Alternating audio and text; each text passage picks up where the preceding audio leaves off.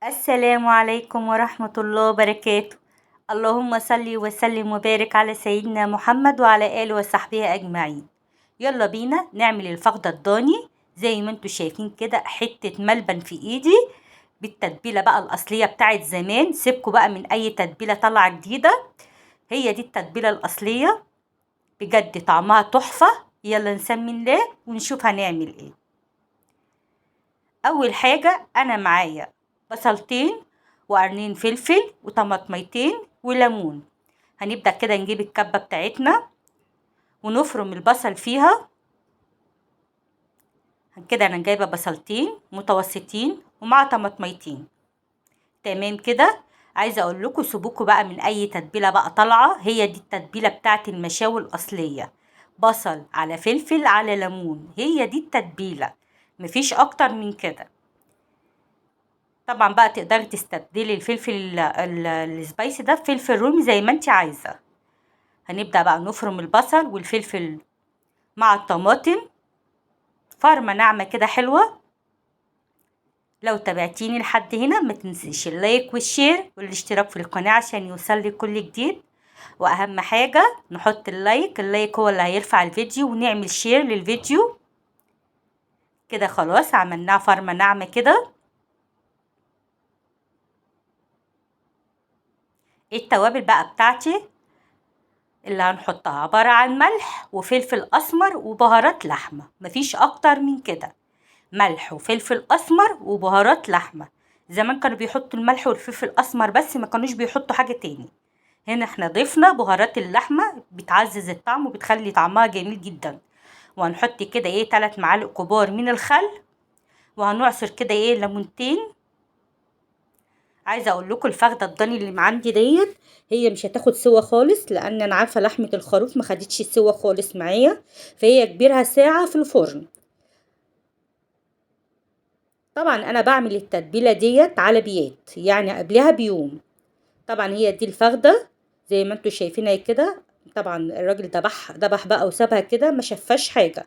هبدا كده اشفيها كده واشيل منها الدهن دوت والجلد، وبالراحه كده واحده واحده عشان ما نهدرش في اللحمه.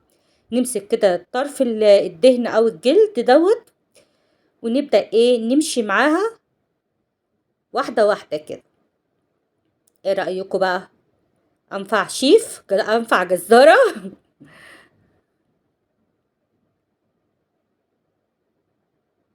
اللهم صل على النبي. بقوا شايفين بقى ما هدرتش منها حاجه خالص.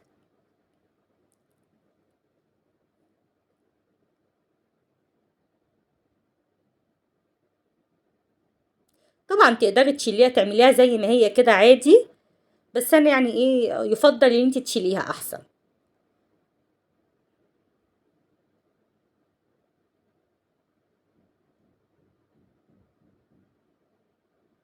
انا برضو كسبت فيها طبقه خفيفه عشان تديها كده زي سمونيه شويه.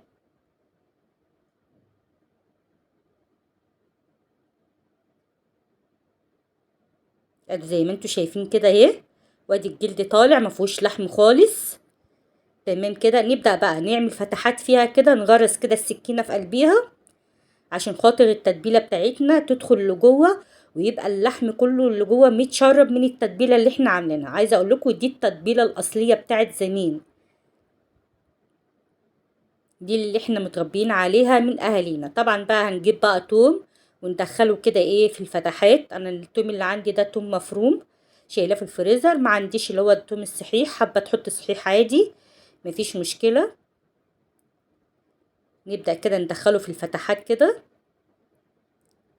وننزل بقى بالتتبيله دهيت ونسيبها بقى على الرف في التلاجة لتاني يوم. زي ما قلتلكوا التتبيله دي بتبقى على بياتا،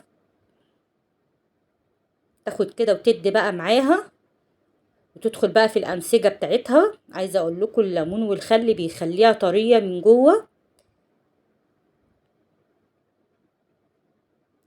نشيلها بقى ونطلعها تاني يوم، نبدأ بقى نشتغل فيها. ادي كده كانت تاني يوم، حتى بصوا شكلها اختلف ازاي. شربت بقى من التتبيلة بتاعتها وارتاحت. هنجيب بقى الكيس الحراري، ويكون طبعا كيس كبير عشان نعرف ندخلها جواها. وزي ما هي كده من غير اي اضافات هندخلها في قلب الكيس.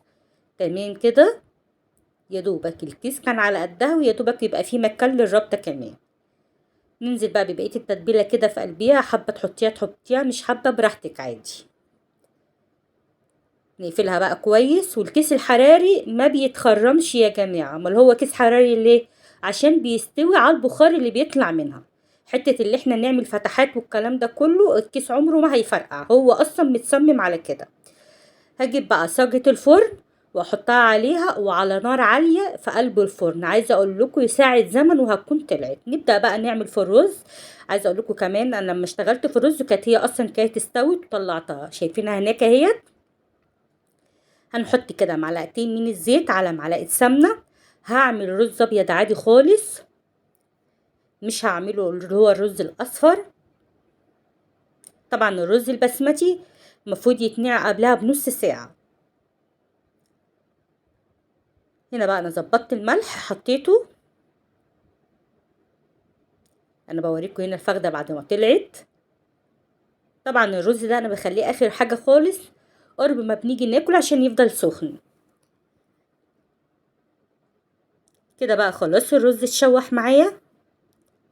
وزي ما عرفتكم الرز لازم يتسقي ميه سخنه عشان يفضل كده الرز كده مفلفل معاكي، ما يبقاش معجن. اهم خطوه اللي احنا نسقيه ميه سخنه. كده بقى ايه اتشرب معايا اهوت. هبدا اوطي عليه واغطيه ونكمل تسويته. كده بقى خلاص استوى.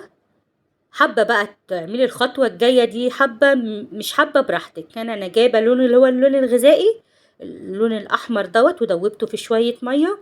وهبدا كده احط شويه بشويه على فترات كده متباعده زي ما انتوا شايفين كده. انا عايزه اقول لكم انا كترت اللون شويه، المفروض كنت حطيت مثلا بتاع نقطتين كده وخلاص. بس عادي، انا اصلا بحب ادلع ولادي كده شويه، احب اعمل لهم ايه الرز اللي لونه مختلف، ساعات بيبقى اصفر على احمر وساعات يبقى اصفر بس. فانا قلت النهارده هعمله لهم الرز الابيض دوت مع الايه، يبقى حبايه حمرا كده. بس زي ما انتم شايفين انا كترت في اللون شويه، بس عادي هو اتاكل مفيش حاجه فاضت اصلا. زي ما انتم شايفين كده الرز البسمتي بيرمي، يعني بيرمي عن الرز البلدي بتاعنا. عايزه اقول لكم كانت اللحمه كانت طعمها تحفه.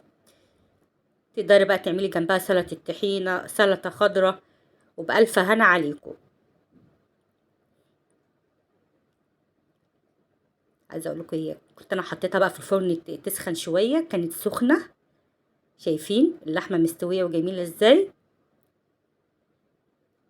كانت زبده. يلا اتمنى تكون الوصفه عجبتكم، واستنوني في وصفه جديده من وصفات لومه، واشوفوا الشكر على الف خير.